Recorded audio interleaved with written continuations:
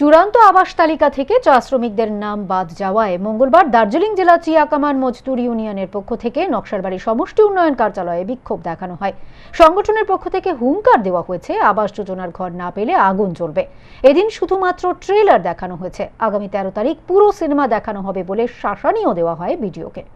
নকশালবাড়ির মাঞ্জা চা বাগানের বেশ কিছু শ্রমিককে সঙ্গে নিয়ে দার্জিলিং জেলা চিয়াকামান মজদুর ইউনিয়নের সাধারণ সম্পাদক গৌতম ঘোষ নকশালবাড়ি সমষ্টি উন্নয়ন কার্যালয়ে এসে বিক্ষোভ দেখান। যদিও সে সময় বিডিও প্রণব চট্টরাজ দপ্তরে ছিলেন না। অভিযোগ, প্রাথমিক তালিকায় নাম থাকলেও চূড়ান্ত তালিকা থেকে রহস্যজনকভাবে বাদ পড়েছে গরিব চা শ্রমিকদের নাম। এমনকি যারা একাধিক কোটায় ঘর পেয়েছেন তারাও তালিকায় স্থান করে নিয়েছে। পুরোপুরি রাজনৈতিক উদ্দেশ্য প্রণোদিতভাবে এই তালিকা তৈরি করা হয়েছে বলে অভিযোগ করেন সংগঠনের সাধারণ সম্পাদক গৌতম ঘোষ।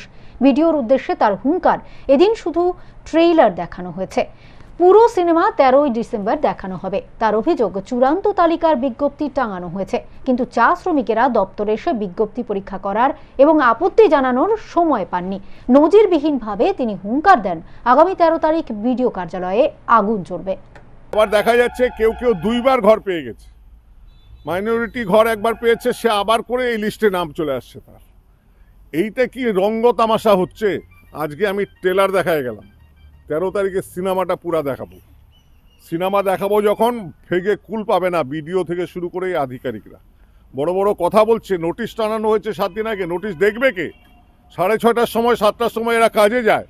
টানা বেলা কাজ, এখন 8 ঘন্টা কাজ করতে হয় 250 টাকা হাজিরা হওয়ার জন্য।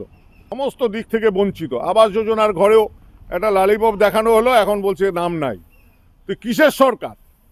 দুর্নীতির সরকার। এই দুর্নীতির সরকার পাহাড় প্রমাণ দুর্নীতি। আজকে রেশন কেলেঙ্কারি থেকে শুরু করে সর্বত্র। তাহলে এই আবাস যোজনা নিয়েও বড় দুর্নীতি হয়েছে।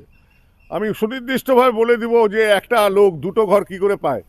তো এই বিষয়গুলিকে সামনে রেখে আমরা আজকে ট্রেলার, পরিষ্কার কথায় পরের দিন এখানে আগুন জ্বলবে বিডিও অফিসের ক্যাম্পাসের ভিতরে।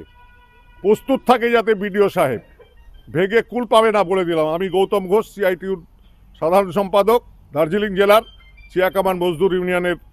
আমি হচ্ছি জেনারেল সেক্রেটারি দার্জিলিং জেলার। আমার নামে এই কথা ছাপবেন, 13 তারিখে ভেগে কুল পাবে না। সমস্ত লোক বিক্ষোভের অগ্নিকাণ্ডের মধ্যে আছে। মানুষ খেপবে, এবার দেওয়াল ভাঙার সময় আসছে। দেওয়াল ভাঙবে।